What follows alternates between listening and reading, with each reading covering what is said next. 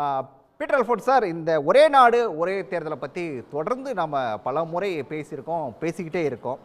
இப்போ பாஜக அதுக்கு ஒன்றிய அரசானது அந்த மசோதாவை தாக்கல் செய்யறதுக்கு ஒப்புதல் அளிச்சிருக்காங்க. ஆ, இது இதற்கான தேவை அப்படிங்கிறது இப்போ இருக்குதா? இல்லை, அதாவது ராஜா, எங்கள் கிராமத்தில் ஒரு பழமொழி சொல்லுவான். கொஞ்சம் கொச்சையாக தான் இருக்கும், ஆனால் ரொம்ப ஆழமான பழமொழி. வேலை இல்லாத மாயாண்டி எருமையை போட்டு சிரைச்சானா அப்படின்னு சொல்லுவான். அவனுக்கு வேலை இல்லைன்னா எருமை மாட்டை போய் சிரைச்சிக்கிட்டு இருப்பான்னு ஒருத்தன். இது என்னன்னு கேட்டிங்கன்னா, எந்த வேலையும் செய்யாத ஒருத்தன் ஏதாவது ஒரு வேலையை செய்யணுங்கிறதுக்காக வேண்டி இப்படி ஒரு வேலையை செய்கிற மாதிரி கிராமத்தில் ஒரு பழமொழி. இன்றைக்கு நாட்டில் பல்வேறு முக்கியமான பிரச்சனைகள் இருக்குது. இந்த பிரச்சனைகளில் மிக முக்கியமான பிரச்சனை இன்றைக்கி சாதிவாரி கணக்கெடுப்பு வேணும், மக்கள் தொகை கணக்கெடுப்பு வேணும். ரொம்ப நாளாக மக்கள் தொகை கணக்கெடுப்பு எடுக்காமல் மிக பெரும்பான்மையான மக்கள் அவர்களுக்குள்ள பயனாளிகளுக்கான திட்டங்களுடைய பலனை பெற முடியல. தரவுகள், சரியான தரவுகள் அரசாங்கத்திடம் இல்லை.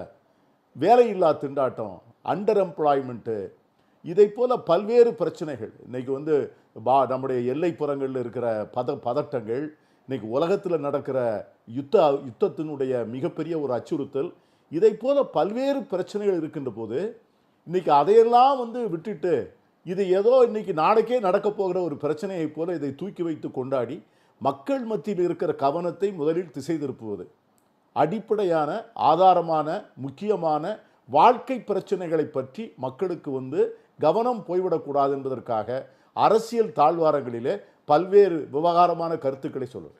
ரெண்டாவது, ஏற்கனவே இன்றைக்கி பல தலைவர்கள் சொன்னது போல இவங்களுடைய அல்டீரியர் மோட்டிவ் என்ன, உள்ளபடியே இவங்களுடைய நோக்கம் என்ன. இவங்க சொல்கிறது வெளியே என்ன சொல்கிறாங்கன்னா, எப்போ பார்த்தாலும் எலெக்ஷனுங்கிறதுனால வேலை செய்ய முடியல, கோட் ஆஃப் கான்டாக்ட் இருக்குது, பணச்செலவு இருக்குது, படைகளை அனுப்ப முடியலை, இராணுவத்தை பல இடங்களுக்கு அனுப்ப முடியலை, தேர்தல் ஆணையத்துக்கு ஓவர்லோட் ஆஃப் ஒர்க்கு, இப்படி பல காரணங்களை சொல்கிறாங்க. ஆனால் அவங்க என்றைக்குமே இவங்க சொல்கிறது ஒன்று, செய்கிறது ஒன்று. நீங்கள் பார்த்தீங்கன்னா டிமானிட்டைசேஷனை பண்ணும்போது என்ன சொன்னாங்க, பண மதிப்பிழப்பு நடவடிக்கையை சொல்லுகின்ற போது தீவிரவாதத்தை ஒதுக்கிடுவோம், கருப்பு பணத்தை நாங்கள் உடனே கண்ட்ரோலுக்கு கொண்டாந்துருவோம், எல்லாரையும் வருமான வரிக்குள்ளே கொண்டாந்துருவோம், கேஷ் பழக்கமே இருக்காது அப்படின்லாம் சொன்னாங்க. ஆனால் உள்ளபடியே என்ன நோக்கம் அப்படின்னு கேட்டிங்கன்னா, டிமானிட்டைசேஷன் மூலமாக இன்னும் அந்த கணக்கு டேலி ஆகலை. எவ்வளவு பணம் உள்ளே வந்தது, எவ்வளவு பணம் வெளியே கொடுக்கப்பட்டது, பல இடங்களில் கொடுக்கப்பட்ட பணம் யார் மூலமாக சென்று அடைந்தது, புதுசாக ஒவ்வொரு நோட்டு எங்கே போகுதுன்னு சொன்னாங்க. ஆனால் கடைசியில் பார்த்தீங்கன்னா நம்ம ஊரில் கைப்பற்றப்பட்ட 120 கோடி ரூபா புது கரன்சி நோட்டு எந்த வங்கியிலேருந்து தெரியாது. அதில் சில பேர் என்ன சொல்கிறாங்கன்னா, அதில் மட்டும் 3 லட்சம் கோடி ஊழல் நடந்ததுன்னு சொல்கிறாங்க. அது ஒரு பக்கம் இருக்கட்டும். இதை போல் எலக்ட்ரல் பாண்டு சொன்னாங்க, தேர்தல் பாண்ட். இது டிரான்ஸ்பரன்சி, எங்களுக்கு இந்த நன்கொடைகள் வசூலுக்கு யாருக்குன்னா தெரியும், இதனால் நாட்டில் எலெக்ஷனில் கரப்ஷன் இருக்காதுன்னு சொன்னாங்க. இன்றைக்கி உச்சநீதிமன்றம் சொல்லிட்டது அதை மாதிரி தப்பு ஒன்றும் இல்லை. ரெண்டாவது, இந்த எலக்ட்ரல் பாண்டில் வசூல் பண்ண பணத்துக்கும் பாஜகவுக்கும் நெருங்கிய தொடர்பு இருக்கிறது. யாரெல்லாம் பாண்டு கொடுத்தாங்களோ அவங்களுக்கெல்லாம் கான்ட்ராக்ட் கொடுக்கப்பட்டிருக்கிறது, யாரெல்லாம் பாண்டு கொடுத்து பணம் கொடுத்தாங்களோ அவர்களெல்லாம் சிறையிலிருந்து விடுதலை செய்யப்பட்டிருக்கிறார்கள். இப்படி இவங்களுக்கு ஒரு கனெக்ஷன். அதை போல் இது எதுக்காக வேண்டி சொல்கிறாங்கன்னா, அல்டிமேட்லி அதிபர் தேர்தலை நோக்கி இந்த தேசத்தை நகர்த்துவது. நாட்டில் ஒரு பெரும் பகுதியை குடியரசுத் தலைவர் ஆட்சிக்குள்ளே கொண்டாடுவதற்கு இதை விட சிறந்த வழி ஒன்றுமே கிடையாது.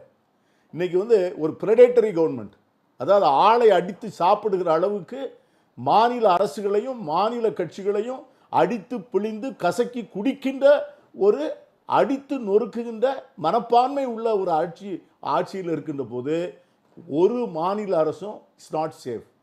நீங்கள் அவங்களே பார்த்தீங்கன்னா இன்றைக்கி மாநிலங்களவையில் அவங்க எப்படி மெஜாரிட்டி உண்டாக்குறாங்க, அவங்கள வேண்டிய மெஜாரிட்டி உண்டாக்கணும்னு சொன்ன உடனே அவர்களோடு தோழமையாக இருந்த பிஜு பட்நாயக் கட்சியை காலி பண்ணுறாங்க. அந்த எம்பிக்களை கூட்டு ரிசைன் பண்ண சொல்கிறாங்க. ஜெகனுடைய கட்சியில் இருக்கிற எம்பிக்களை கூட்டு ரிசைன் பண்ண சொல்கிறாங்க. அப்போது இந்த அரசுக்கு எத்திக்ஸ் கிடையாது. அவர்களுக்கு ஜனநாயகத்தை ஒழுங்காக மக்களாட்சி தத்துவத்தை பின்பற்ற வேண்டும் என்கிற அந்த தத்துவத்தின் மீது ஆத்மார்த்தமான பிணைப்பு கிடையாது. ஆகவே தான் இதை சொல்கிறாங்க. இது மக்களாட்சி தத்துவத்தினுடைய முனையை மழுங்க ஆனா செய்கின்ற ஆனா முயற்சி. ஆனா நாடு இது வந்து நாலாவட்டத்துல அடுத்த வந்து கட்டத்தோட வளர்ச்சிக்கு போகணும்னா இந்த ஒரே நாடு ஒரே தேர்தல் அப்படிங்கிறது அவசியங்கிறது தானே பாஜக திரும்ப திரும்ப சொல்லுது. நான் அதைத்தான் சொன்னேன் உங்களுக்கு. டிமானிட்டைசேஷன் அப்பப்போ என்ன சொன்னாங்க, எலக்ட்ரல் பாண்டை கொண்டு வரும்போது என்ன சொன்னாங்க, இவங்க இப்படி ஒவ்வொன்றையும் கொண்டு வருகின்ற போது இவர்கள் சொல்வது வேறு, ஆனால் நடப்பது வேறு. நீங்க வந்து டிமானிட்டைசேஷன் அப்போ இன்னைக்கு பிரதமர் வந்து அதை பற்றி எங்கேயாவது பேசுகிறாரா? தன்னுடைய 10 ஆண்டு காட்சியில இந்த பண மதிப்பிழப்பு நடவடிக்கை தான் நான் மிகவும் பெருமைப்பட்டுக் கொள்ளக்கூடிய நடவடிக்கை என்று எங்கேயாவது ஒரு இடத்துல பிரதமர் பேசுகிறாரா? எலக்ட்ரல் பாண்டிலேயே இன்னைக்கு வந்து அந்த இவங்க இந்தியாவிலே மிக அதிகமாக வசூலித்த கட்சி பாஜக. அந்த கட்சியும் எலக்ட்ரல் பாண்ட்ஸ் கொடுத்த நபர்களுடைய பெயர்கள் வெளியே வந்த பிறகு அவர்களுக்கும் அரசாங்கத்திற்குள்ள தொடர்பு வெளியே வருகிறது. இப்போ டெல்லியில் இருக்கிற மதுவிலக்கு கேஸில் கூட அந்த பிரைம் அக்யூஸ்டை அப்ரூவர் ஆக்கி பெயில் கொடுத்துருக்காங்க. பெயில் கொடுக்கறதுக்கு 20 நாளைக்கு முன்னால அவங்க வந்து நன்கொடை கொடுக்குறாங்க. அவங்களுக்கு தான் பெயில், அவங்களுக்கும் பாஜகவுக்கும் தான் தொடர்பு. ஆனால் எந்த தொடர்பும் இல்லாத ஆம் ஆத்மி கட்சியினுடைய முதலமைச்சரும் துணை முதலமைச்சரும் உள்ள இருக்கிறாங்க. ஸோ இப்படி வந்து என்ன செய்தாலும் அதற்கு வந்து ஒரு காரணம். அவங்க ரொம்ப யோகிய மாதிரி பேசுவாங்க, நல்லதே நினைப்பதை போல பேசுவாங்க. ஆனால் அந்தரங்கத்தில் உதட்டுக்கும் உள்ளத்துக்கும் ரொம்ப தூர வித்தியாசம். ஜனநாயகத்தை வந்து கழுத்தை திருகி கொள்கின்ற முயற்சி. கான்ஸ்டியூஷனை நம்ம நாட்டில் வந்து அடிக்கடி எலெக்ஷன் நடக்கிறது தப்பே இல்லை. ஏன் தப்பு இல்லைன்னு கேளுங்க, அப்படின்னா தான் எல்லாரும் ஒழுங்காக பேசுவாங்க. நம்முடைய பிரதமர் என்ன நினைக்கிறாருன்னா, ஒவ்வொரு வார்டு எலெக்ஷன் வரைக்கும் அவர் பிரச்சாரம் பண்ணணும்னு நினைக்கிறார். அதுக்கு வந்து அமித்ஷாவும் அதுவும் எல்லா தேர்தலையும் போய் எத்தனை முறை பிரச்சாரம் பண்ணுவாங்க? உழைப்பெல்லாம் வீணாகுதுன்றாங்களே சார். நீங்க சொல்றதுபடி அடிக்கடி தேர்தல் நடந்தா நிறைய செலவாகுது, உழைப்புகள் வீணாகுதுங்கிறத அவங்க வைக்கக்கூடிய வாதமா இருக்கு. ஏங்க பிரிட்டன்ல வந்து 6 மாசத்துல 3 எலெக்ஷன் நடந்திருக்குதுங்க. நீங்க தான் எலெக்ஷனை காஸ்ட்லி ஆக்கிட்டீங்க. எலெக்ஷன் அடிக்கடி நடத்துங்க, தன்னால ரேட்டு குறைஞ்சு போகும்னு நினைக்கிறேன். இன்னைக்கு வந்து கேரளாவில் எலெக்ஷன் வந்து இவ்வளவு காஸ்ட்லி இல்லை, நம்ம ஊர் மாதிரி காஸ்ட்லி இல்லை, ஆந்திராவில் மாதிரி கேரளாவில் காஸ்ட்லி இல்லை. எலெக்ஷனை அடிக்கடி நடத்துனீங்கன்னா ஒழுங்கா எல்லாருமே வந்து மக்கள்கிட்ட ஓட்டு கேட்டுட்டு ஓட்டு போட்டுறவங்க போடட்டும், ஜெயிக்கிறவங்க ஜெயிக்கட்டும்னு வந்துருவாங்க. சரி, அமைச்சர்களும் எம்எல்ஏக்களும் ஒழுங்கா இருப்பாங்க. நாளைக்கு வந்து முனிசிபல் எலெக்ஷன் வருது, அதில் ஓட்டு போட மாட்டாங்க. இன்னும் அடுத்த மாதம் சட்டமன்றத்துக்கு எலெக்ஷன் வருது, அதில் ஓட்டு போட மாட்டாங்க. இன்னும் 1 மாசத்துல பார்லமெண்ட்டுக்கு வருது. So constant under the constant supervision and under fear to the people. அதான் நான் ஜனநாயகத்தில் முக்கியம். மக்களை பார்த்து அரசு என்று பயப்படுகிறதோ அது ஜனநாயகம். அரசை பார்த்து மக்கள் எப்போ பயப்படுறாங்களோ அது எதேச்சதிகாரம். அடிக்கடி எலெக்ஷன் நடந்தால் மக்களை பார்த்து அரசு பயப்படும்.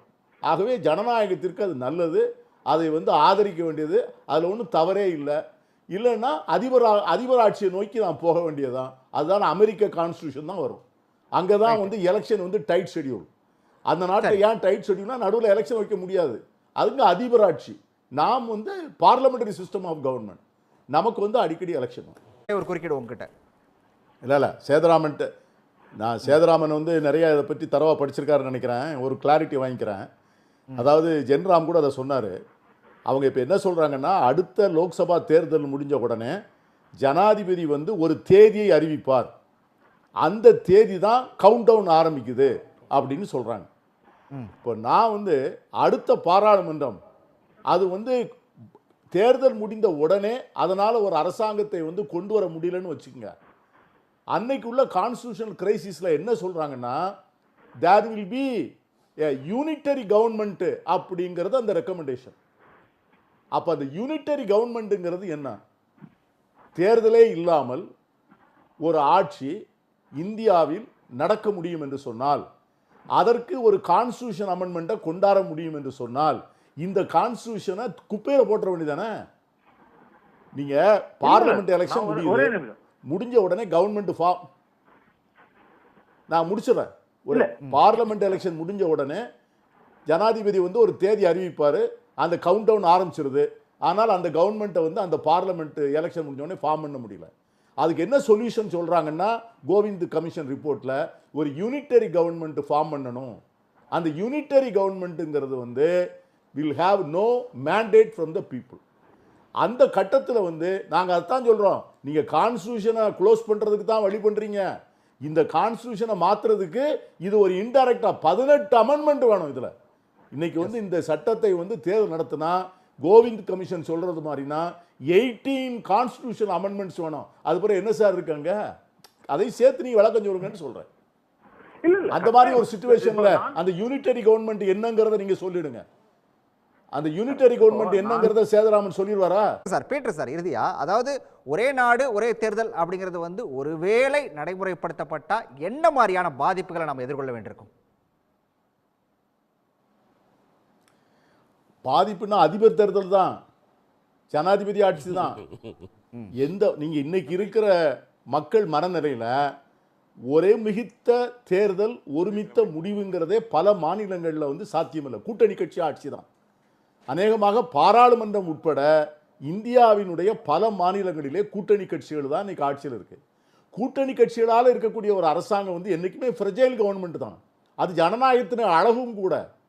அதுதான் த பியூட்டி ஆஃப் டெமோக்ரஸி. என்னைக்குமே பார்த்தீங்கன்னா the remedy for the ailments of democracy is more டெமோக்ரஸின்னு சொன்னான். டெமோக்ரஸியில் இருக்கிற குளறுபடிகளுக்கு எது மருந்து என்று சொன்னால் அதிகமான ஜனநாயகத்தை கொடுப்பது தான் சொல்கிறான். இப்போ வந்து ரெஃபரண்டம் வைக்கணுங்கிறான். ஒரு நல்ல கொள்கை சரியா தப்பா அதுக்கு மக்கள்கிட்ட ரெஃபரண்டம் வைன்னு சொல்கிறான். அப்படியெல்லாம் ஜனநாயகம் வளர்ந்து கொண்டு இருக்கின்ற நேரத்தில் நீங்கள் வந்து ஒற்றை ஆட்சி, ஒற்றை தலைவர், ஒற்றை மொழி, ஒற்றை மதம், இது வந்து இந்தியாவை வந்து ஜனநாயகத்தினுடைய குரல் வளைய திருவித்தர் வேற ஒன்றும் இல்லை. ரெண்டாவது 18 அமெண்ட்மெண்ட் வேணும் நான் சொன்னேன். அந்த 18 அமெண்ட்மெண்ட் முடிக்கிறதுக்குள்ள அந்த யூனிட்டரி ஆட்சிங்கிற அமெண்ட்மெண்ட் அதில் வந்ததுன்னா கான்ஸ்டியூஷனே க்ளோஸ். ஆகவே அப்படிப்பட்ட ஒரு சூழ்நிலை வந்து இந்தியாவுக்கு நல்லதாங்கிறத மக்கள் வந்து முடிவு பண்ணும். பேசலாம் சார். என்னுடைய